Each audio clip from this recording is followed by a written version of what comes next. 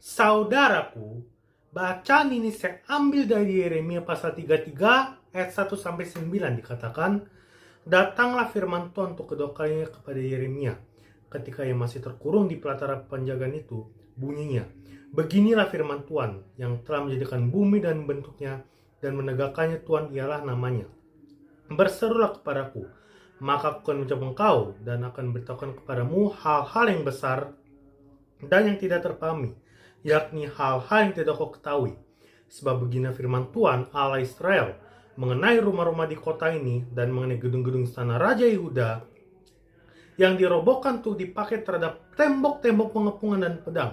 Orang akan masuk pertempuran melawan orang-orang Kasdim, dan kota ini akan penuh dan bangkai-bangkai manusia yang telah kau pukul mati karena murkaku dan kehangatan amarahku.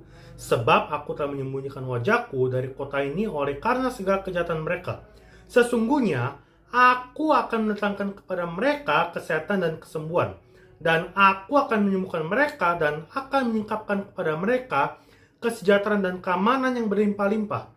Aku akan memulihkan keadaan Yehuda dan Israel, dan akan membangun mereka seperti dahulu. Aku akan mentahirkan mereka dari segala kesalahan yang mereka lakukan dan berdosa terhadap aku.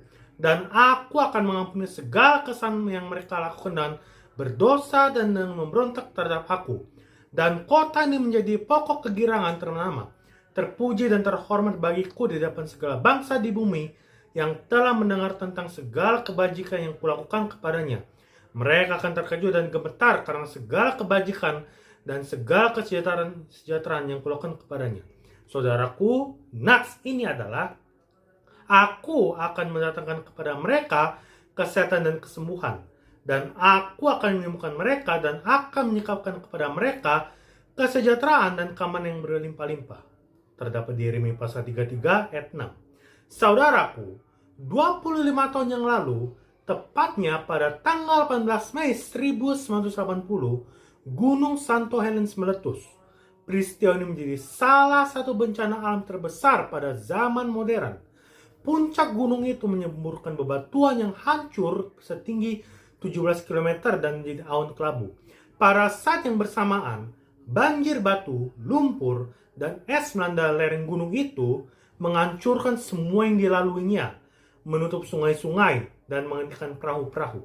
Saudaraku, sistem seperempat abad yang lalu, pemerintah Amerika Serikat menghabiskan dana lebih dari $1 miliar untuk pemulihan Gunung Santo Helens dan perbaikan jangka panjang pada wilayah itu. Akan tetapi, berbagai pekerjaan di bidang teknik dan konstruksi yang dilakukan Korps Insinyur Tentara AS sepertinya tidak terlihat karena mereka membuat banjir tidak pernah terjadi lagi.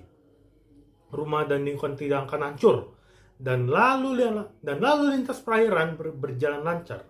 Saudaraku, dalam proses pemulihan ini, saya melihat gambaran pengampunan dan pemulihan Allah akan bencana yang diakibatkan oleh pemberontakan kita.